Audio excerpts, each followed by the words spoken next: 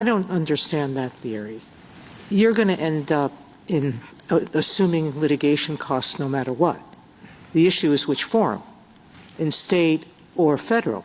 Because in the federal forum, even if this claim is right, it's not a given that this subpoena violates your rights until a court determines whether there was reasonable cause for the Attorney General's subpoena, whether it was narrowly drawn. All the standards have to be met by the other side, but that's going to be litigated.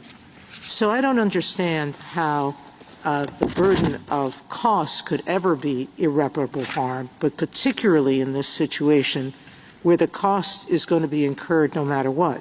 So I think you have to rely on the chilling effect to your First Amendment rights.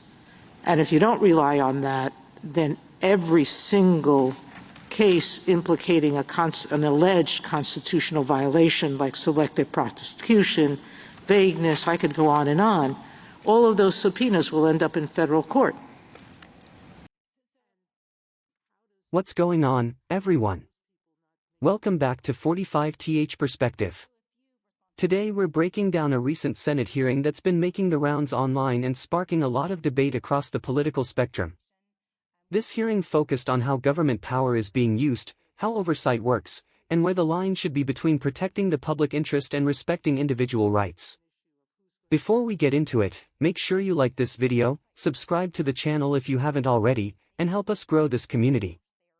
If you want to support independent, long-form political analysis, you can also check out patreon.com/45thperspective.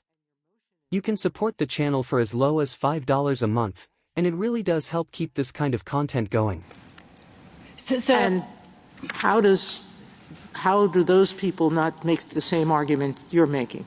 So a few responses, Your Honor. First, irreparable injury is separate from the injury this court found in SBA list, which is the burdens of litigation. We don't need to show irreparable injury. But answer my question. How is there a burden? You're going to litigate here in state court or federal court. Same questions. It's only an issue of who's going to answer them. So I think that's not quite correct, Your Honor, for the reason being that if we're in state court, it's because we've been forced there because the Attorney General, as he has here, has enforced the subpoena. But it's not as if you can go into state court and your motion in federal court removing and your action will be, has he issued the subpoena appropriately or not? If the federal court says it was appropriate, you'll still have to answer it. But somebody will have to litigate that question. Yes, Your Honor, but I think the burden this court identified in SBA list is the burden of being forced into state court. If there's a credible threat— I think the burden there was more the burden of the chill to First Amendment rights. The burden has always, in our cases, been the chilling effect, not the burden of litigation. So we think, Your Honor, under SBA list, the best reading of that is that there are actually 4 possible imminent injuries. One is the burdens of litigation we've been discussing. One is the imminent disclosure order, in this case of donors. The third is the imminence of a adverse order on penalties. If you accept the AG's theory, maybe that doesn't exist in this case. And the fourth is the chilling injury. Now, let's talk about the hearing itself. At its core, this Senate hearing was about accountability. Lawmakers were questioning witnesses over the use of authority, legal interpretation, and how far the government should be allowed to go when enforcing laws or investigating potential wrongdoing. On one side, you had senators pressing hard, asking pointed questions, sometimes cutting off witnesses, sometimes expressing clear frustration. On the other side, you had lawyers, officials, or experts trying to explain legal frameworks, defend decisions that were made, or argue that certain actions were necessary under the law. What stood out immediately was the tone. This wasn't a calm, academic discussion. There was tension in the room. Some senators appeared skeptical, even irritated, by what they felt were evasive answers or legal gymnastics. Others seemed more focused on making sure the record reflected a specific interpretation of the Constitution or federal law. That tension matters, because it reflects a broader divide in American politics right now, a lack of trust between institutions, branches of government, and even between elected officials themselves. Let's start with the senators who were asking the toughest questions. Their main argument, stripped of political flavor, was fairly simple. They wanted clarity. They wanted to know who has the authority to do what, under which circumstances, and what safeguards exist to prevent abuse. In their view, the government cannot just rely on vague interpretations or internal policies when fundamental rights or major decisions are involved. They argued that if the law is unclear, that's not a license to stretch it. Instead, it's a signal that Congress needs to act or that limits need to be respected until clearer authority exists. From this perspective, the hearing wasn't about attacking individuals. It was about defending a system of checks and balances. These senators were essentially saying, if we don't ask these questions, who will? They raised concerns that once power is expanded in one situation, it rarely shrinks back. History, both in the US and abroad, gives plenty of examples where emergency measures or temporary powers quietly become permanent.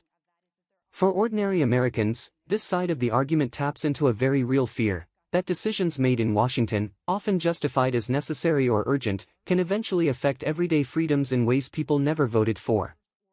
But that's only one side of the story. The witnesses and the senators defending the actions under scrutiny made a different case. Their argument was that the world is complicated, and the law has to be applied to real-world situations that lawmakers decades ago may never have imagined. They emphasized precedent, court rulings, and long-standing interpretations that have guided government action for years. From their point of view, the actions being questioned weren't power grabs, they were responses to practical problems that demanded solutions. They also pushed back against what they saw as oversimplification. Legal language is precise for a reason, they argued, and pulling one sentence out of a statute without considering how courts have interpreted it can be misleading. In their view, the hearing risked turning complex legal judgments into political soundbites. For them, the concern wasn't unchecked power, but paralysis.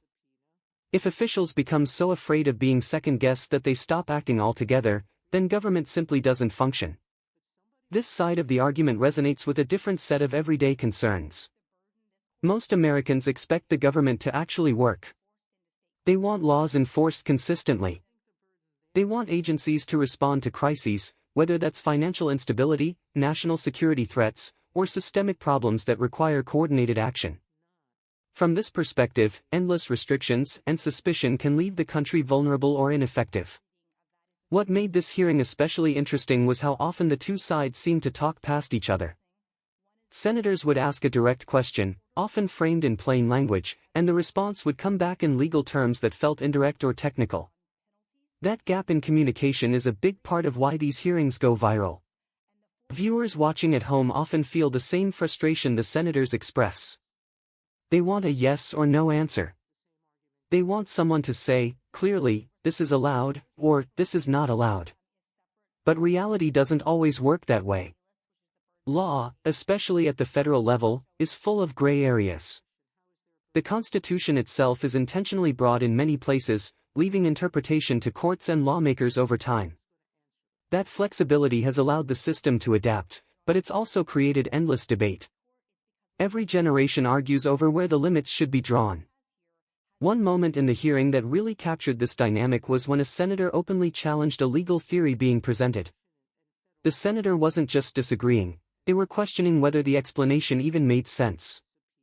That moment struck a nerve with viewers because it highlighted a deeper issue, the growing disconnect between legal elites and public understanding.